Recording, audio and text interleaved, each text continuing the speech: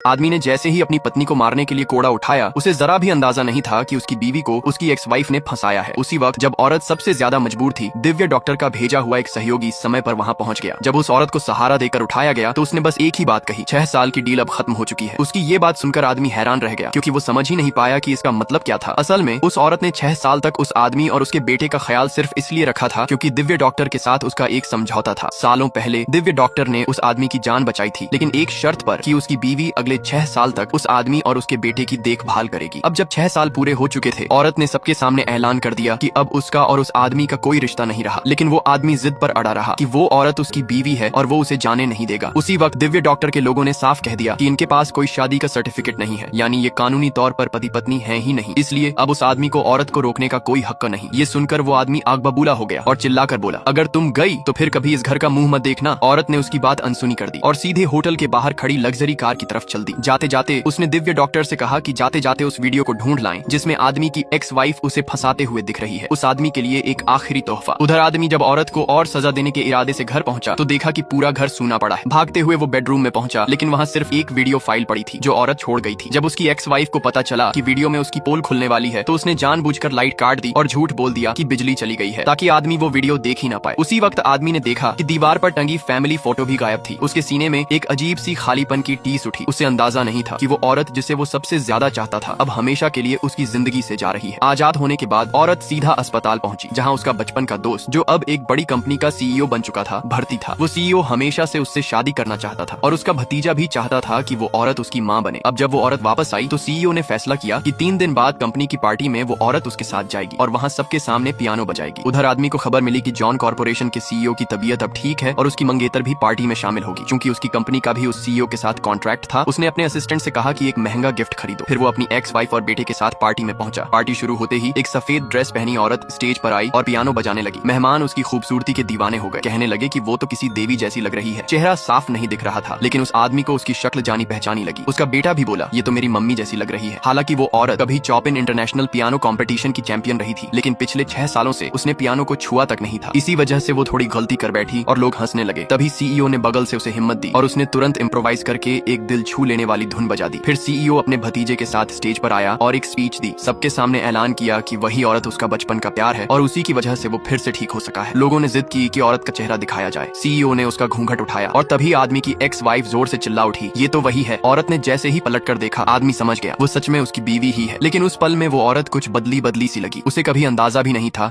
कि जिस औरत को वो तुच्छ समझता था वो इतनी बेहतरीन पियानो वादक हो सकती है। लोग लगातार तारीफ कर रहे थे।